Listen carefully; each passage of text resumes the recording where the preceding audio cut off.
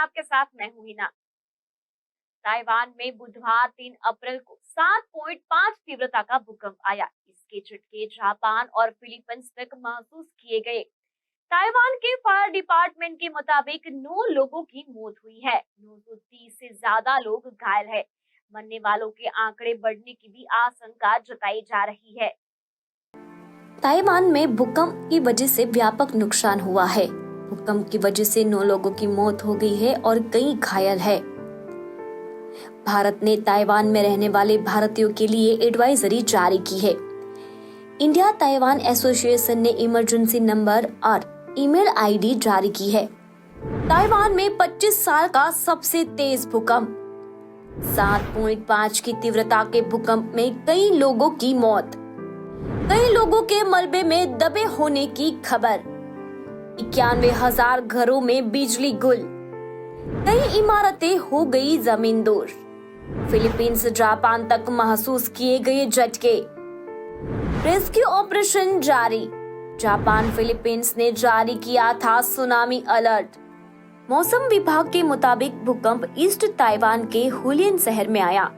इसका केंद्र धरती से 34 किलोमीटर नीचे था। भारतीय समय के मुताबिक सुबह 5:30 बजे भूकंप के झटके महसूस किए गए। कई इमारतें जमींदोज हो गई। लैंडस्लाइड भी हुई है। रेस्क्यू ऑपरेशन जारी है। ताइवान में 100 से ज्यादा आफ्टर शॉक आए हैं। वहीं ताइवानी सेंट्रल वेदर ब्यूरो के मुताबिक यह ताइवान में 25 साल में आने वाला सबसे तेज तीव्रता वाला भूकंप है। इसके पहले 1999 में 7.6 तीव्रता का भूकंप आया था। तब 2000 से ज्यादा लोगों की मौत हुई थी। भूकंप के बाद ताइवान, जापान और फिलीपींस ने सुनामी का अलर्ट जारी किया था। जापान के मौसम विभाग ने समुद्र में 3 मीटर यानी करीब 10 फीट तक की लहरें उठने का अनुमान जताया था। हालांकि जापान और फिलीपींस ने अब सुनामी अलर्ट हटा दिया है। जापान और चीन ताइवान को मदद देने के लिए तैयार है। चीनी मीडिया के मुताबिक चीन में ताइवान मामलों पर नजर रखने वाले ऑफिस ने कहा कि वो भूकंप से हुए नुकसान से चिंतित है और ताइवान में मदद भेजने को तैयार है। चीन ताइवान को अपना हिस्सा बताता है, वहीं ताइवान अपने आप को स्वतंत्र कहता है। ताइवान की नेशनल फायर एजेंसी के मुताबिक भूकंप के बाद 120 लोगों के फंसे होने की खबर मिली। इनमें से 77 लोग टनल में फंसे हैं। जगह जगह टनल के हिस्से टूटने की वजह से रास्ते बंद हो गए हैं। इन्हें बाहर निकालने के लिए रेस्क्यू ऑपरेशन चलाया जा रहा है। इसके अलावा करीब 50 लोग 4 मिनी बस में फंसे हुए हैं।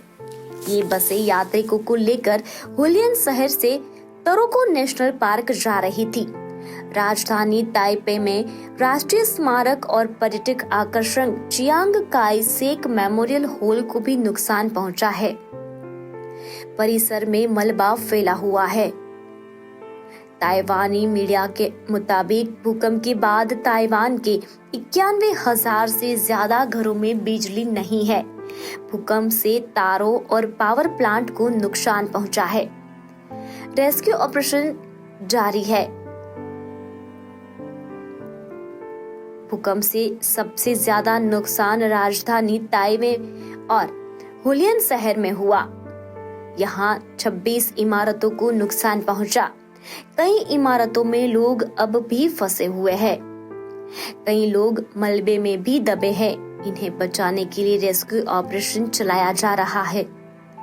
ताइवान के सेंट्रल इमरजेंसी ऑपरेशन सेंटर के मुताबिक ताइवान में पिछले 6 घंटों में 100 से ज्यादा आफ्टर शॉक आए हैं।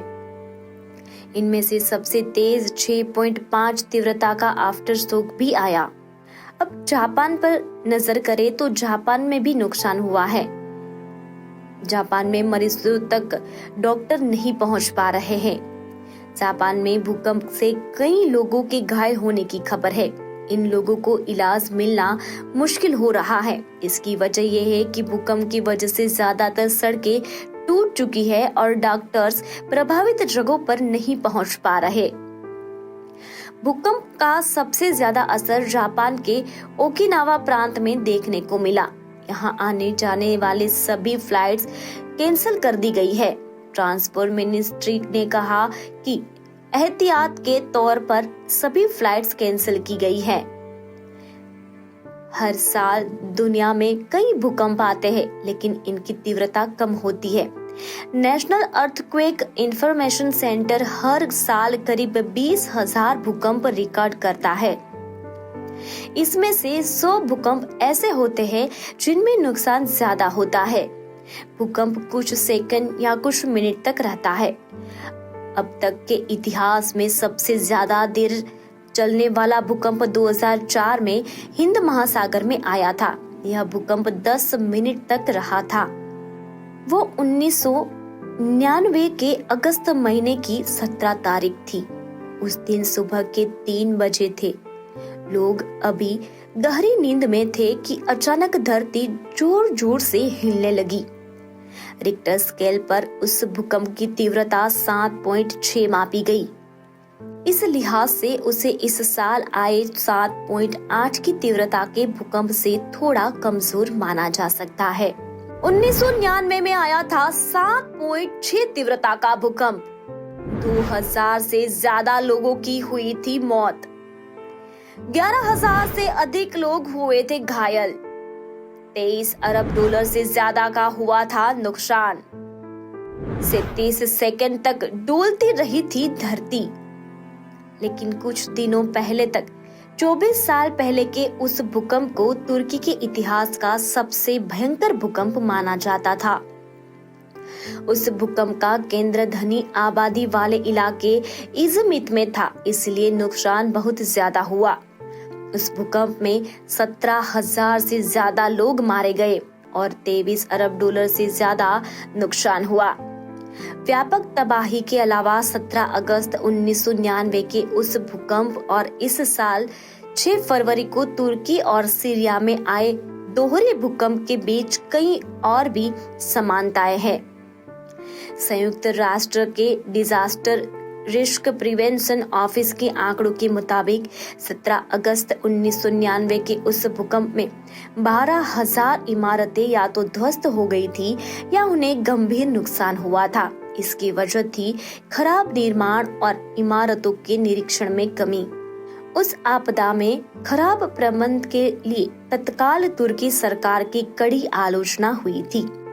तब मौजूदा राष्ट्रपति रिसेप तैयप एर्दोआन की party Justice and Development Party तुर्की में मुख्य विपक्षी पार्टी हुआ करती थी।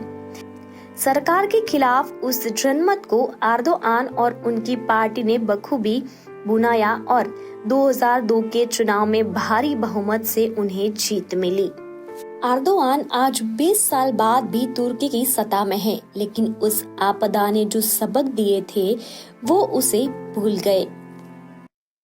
ताइवानी सेंट्रल वेदर ब्यूरो के मुताबिक यह ताइवान में 25 साल में आने वाला सबसे तेज तीव्रता वाला भूकंप है। इसके पहले 1999 में 7.6 तीव्रता का भूकंप आया था। तब 2000 से ज्यादा लोगों की मौत हुई थी।